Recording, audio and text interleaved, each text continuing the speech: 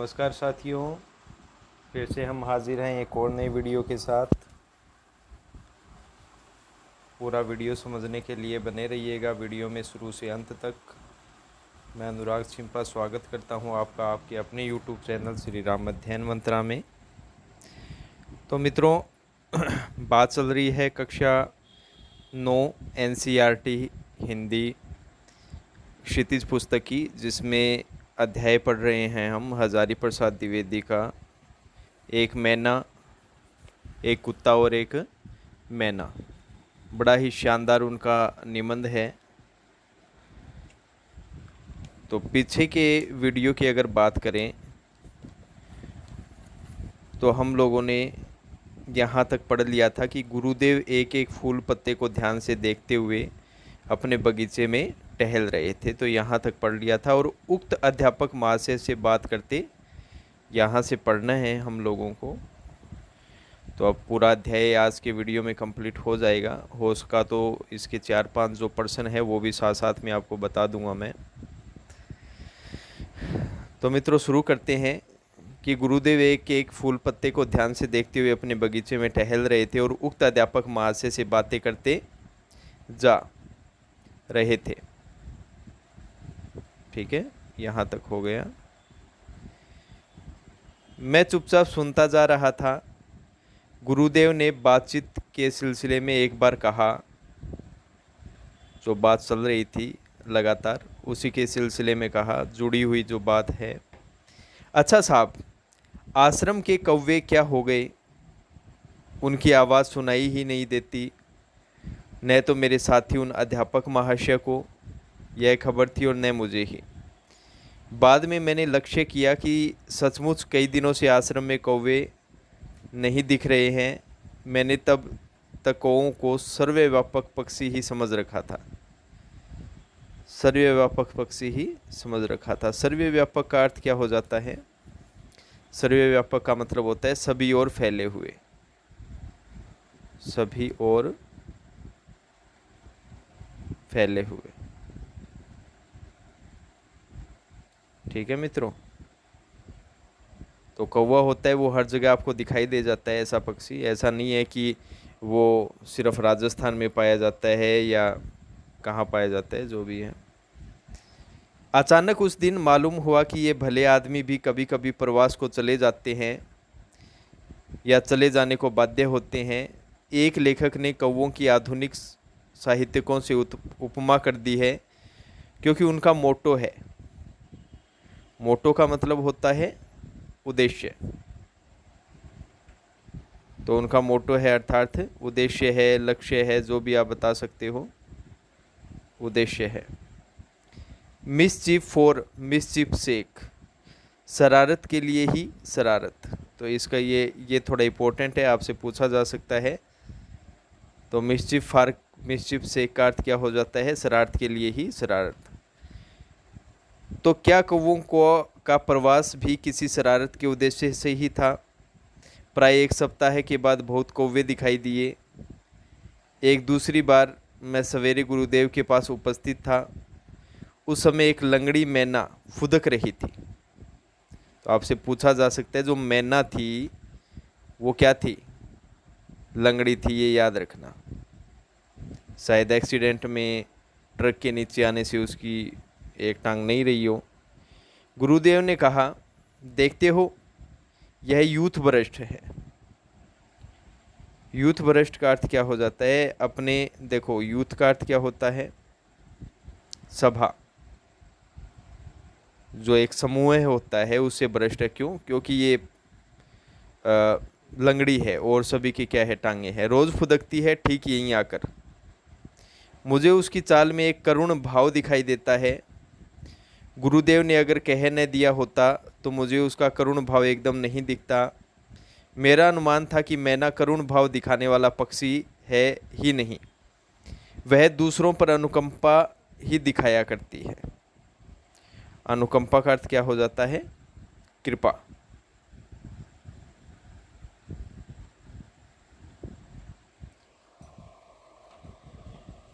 तो नेक्स्ट, 3-4 वर्ष से मैं एक नए मकान में रहने लगा हूँ। मकान के निर्माताओं ने दीवारों में चारों ओर एक एक सुराख छोड़ रखी है। यह कोई आधुनिक वैज्ञानिक खतरे का समाधान होगा। सो एक महीना दंपति नियमित भाव से प्रतिवर्ष यहाँ गृहस्थी जमाया करते हैं। मैना दंपति का अर्थ क्या हो जाएगा? पति पत्नी। मैना और मैनड़ी मतलब उसकी लुगाई। नियमित भाव से मतलब उनका नियमित का अर्थ हो जाएगा लगातार, और लगातार कब? प्रतिवर्ष। तिनके और चिथड़ों का अंबार लगा देते हैं। अंबार का मतलब भंडार। भले मानस गोबर के टुकड़े तक ले आना नहीं भूलते। हैरान होकर हमने सुराखों में ईंटें भर देते हैं, परंतु वे खाली बची जगह का भी उपयोग कर लेते हैं। पति पत्नी जब कोई एक तिनका लेकर सुराख में रखते हैं तो उनके भाव देखने लायक होते हैं। पत्नी देवी का तो क्या कहना, एक तिनका ले आई तो फिर एक पैर पर खड़ी होकर जरा पंखों को फटकार दिया, चोंच को अपने ही परों से साफ कर लिया और नाना प्रकार की मधुर विद्योद्घोषी वाणी में गान शुरू कर दिया। अच्छा, विजयोद्घोषी का मतलब क्या होता है? विजय का उद्घोष करना, विजय का उद्घोष करना। ठीक है, ये हो जाएगा। आगे चलते हैं। हम लोगों की तो उन्हें कोई परवाह ही नहीं रहती।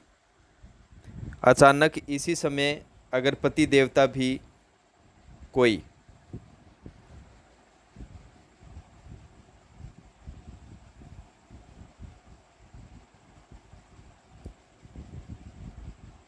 कागज़ का या गोबर का टुकड़ा लेकर उपस्थित हुए, तब तो क्या कहना, दोनों के नाच गान और आनंद नृत्य से सारा मकान मुखरित हो उठता है।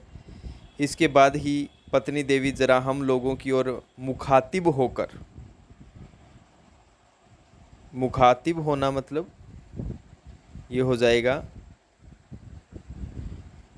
किसी की ओर मुंह करना, किसी की ओर मुंह करना, ये होता है मुखातिब करना। ठीक है,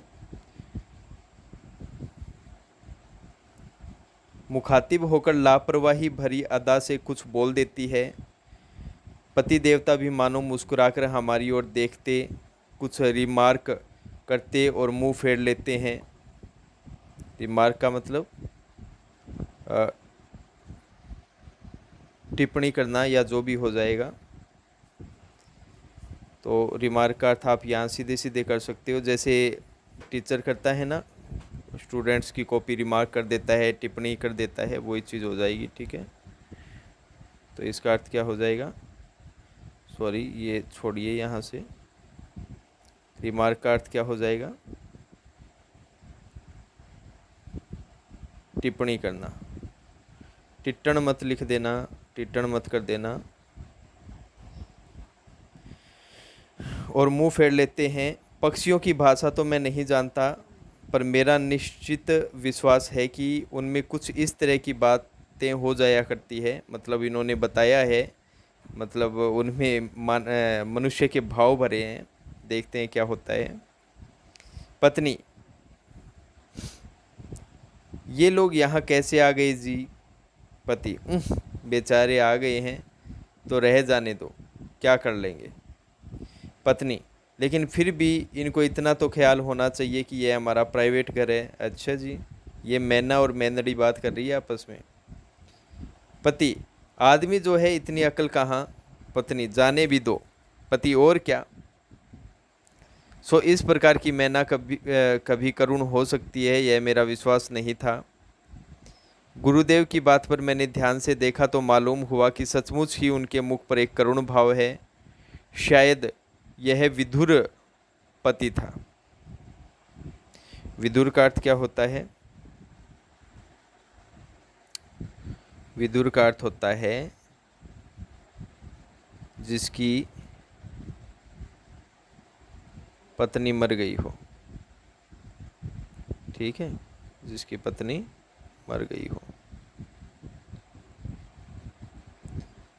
जो पिछली स्वयंवर सभा के युद्ध में आहत, आहत का अर्थ क्या होता है? घायल।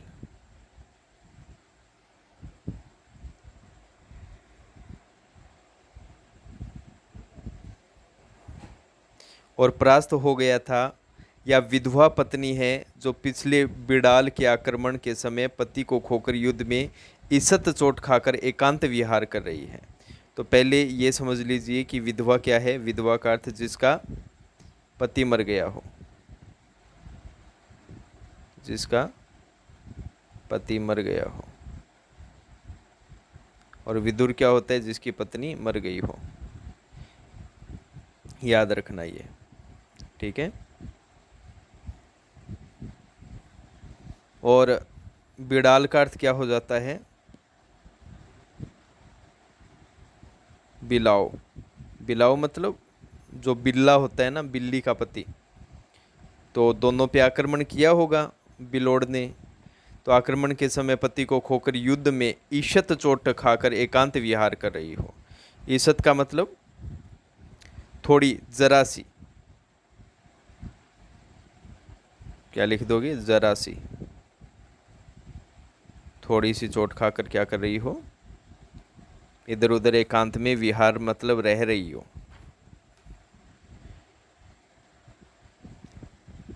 हाय, क्यों इसकी ऐसी दशा है। शायद इसी मैना को लक्ष्य करके गुरुदेव ने बाद में एक कविता लिखी थी, जिसके कुछ अंश का सार इस प्रकार है। उस मैना को क्या हो गया है, यही सोचता हूँ। क्यों वह दल से अलग होकर अकेली रहती है। पहले दिन देखा था सेमर के पेड़ के नीचे मेरे बगीचे में, जान पड़ा जैसे एक पैर से लंगड़ा रही हो। इसके बाद उसे रोज़ सवेरे देखता हूँ, संगीहीन मतलब साथी के बिना। संगीहीन का अर्थ क्या हो जाता है? साथी के बिना। होकर कीड़ों का शिकार करती फिरती है, चढ़ जाती है बरामदे में, नाच नाच कर चहलकदमी किया करती है। चहलकदमी का मतलब क्या होता है? तेज गति से कदमों को बढ़ाना। मुझसे ज़रा भी नहीं डरती। क्यों है ऐसी दशा इसकी? समाज के किस दंड पर उसे निर्वासन मिला है? दल के किस अविचार पर उसने मान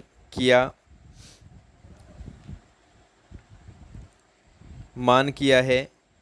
कुछ ही दूरी पर और मैनाएं बक झक कर रही है, घास पर उछल कूद रही है, उड़ती फिरती है शीर्ष वृक्ष की शाखाओं पर। इस बेचारी को ऐसा कुछ भी शौक नहीं है। मतलब संत महात्मा है मारली मैना। इसके जीवन में कहाँ गांठ पड़ी है, यही सोच रहा हूँ। जहाँ गांठ पड़ जाती है वहाँ नीरसता आ जाती है। तो इसके जीवन में कहाँ से नीरसता आ गई, वही बात यहाँ कवि कर रहा है, लेखक कर रहे हैं, हजारी प्रसाद द्विवेदी। और हजारी प्रसाद द्विवेदी जी का ही एक निबंध है, शिरीष के फूल, जो आगे की कक्षाओं में है। सवेरे की धूप में मानो सहज मन में आहार चुगती हुई झड़े हुए पत्तों पर कूदती फिरती है सारा दिन। किसी के ऊपर इसका कुछ अभियोग है।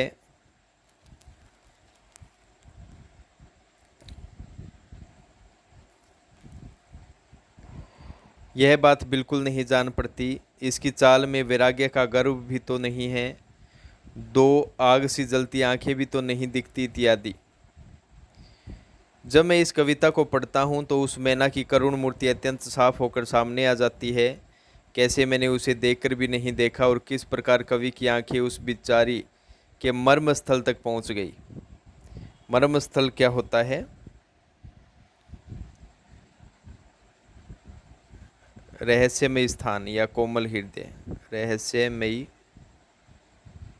स्थान, या आप कह सकते हो कोमल हृदय।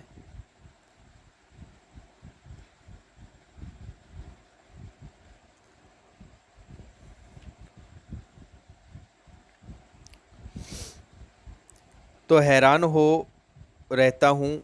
एक दिन वह मैना उड़ गई।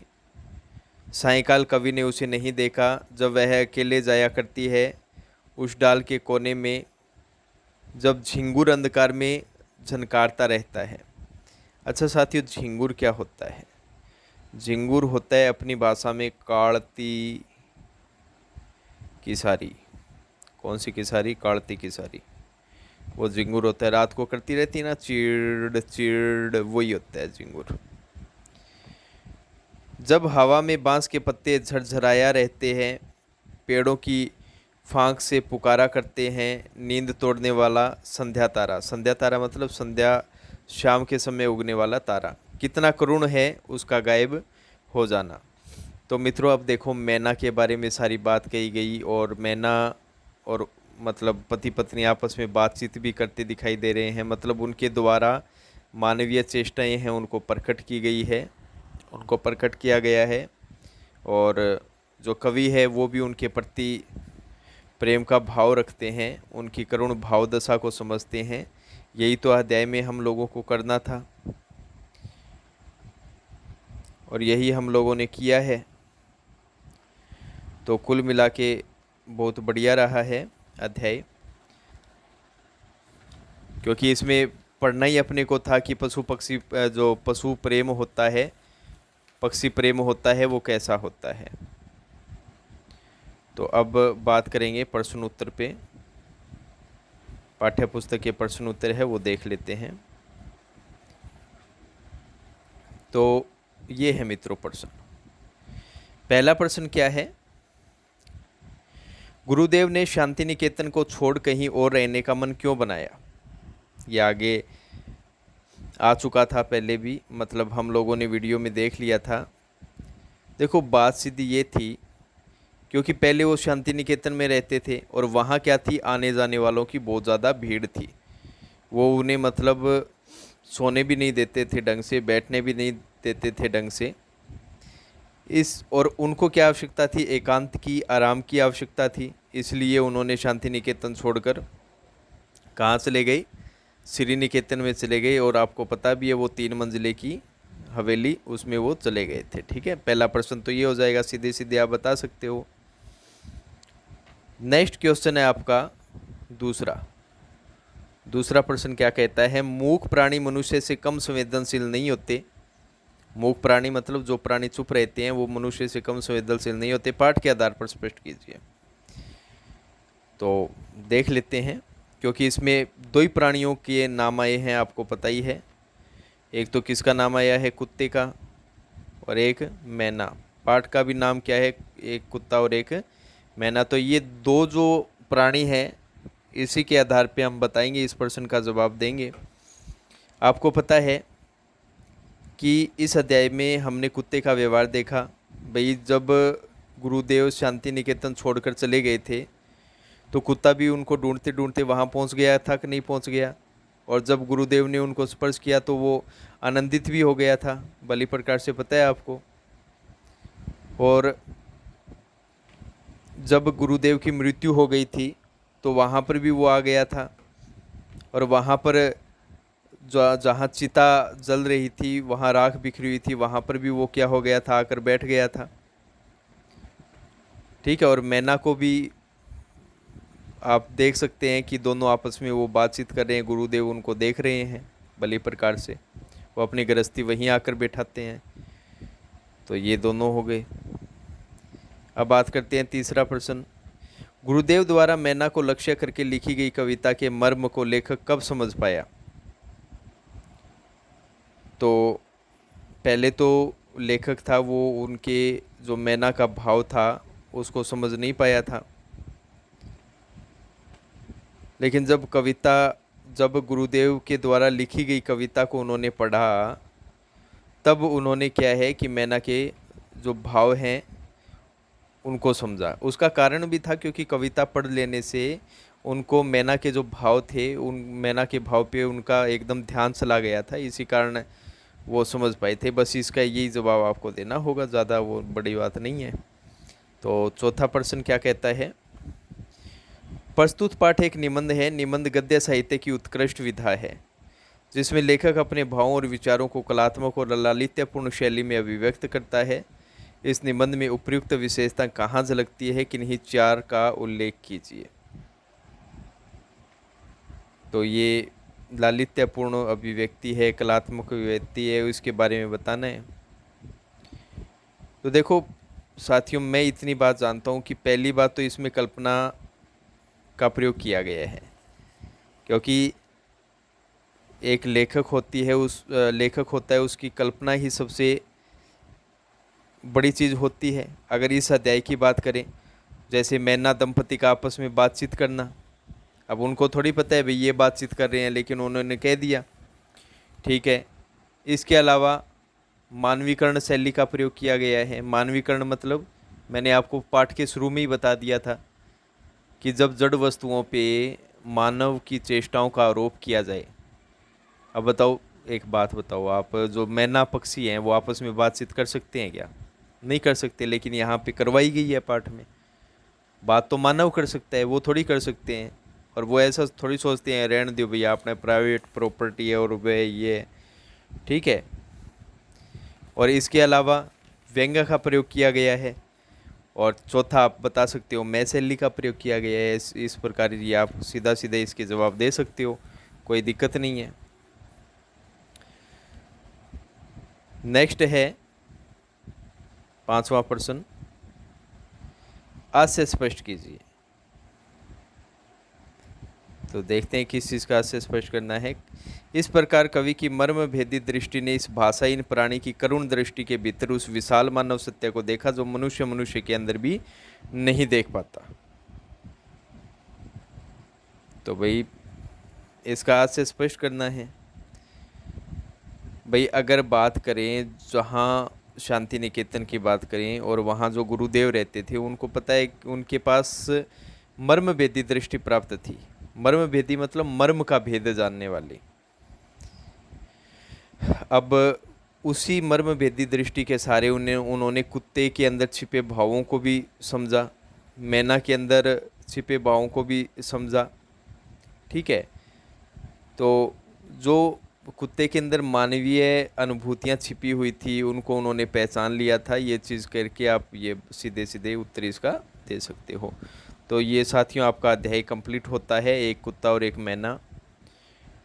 तो मिलते हैं नेक्स्ट वीडियो में नेक्स्ट अध्याय के साथ। और इसके पश्चात तो आपको पता ही है, आपका पद्य भाग शुरू हो जाएगा जिसमें आनंद होगा। और हो सकता है आपकी लाइव क्लास भी लगाई जाए, तो उसमें अति आनंद होगा। तो इसी के साथ श्री राम अध्ययन मंत्रा को विदा दीजिए मित्रों। जय हिंद, वंदे मातरम साथियों।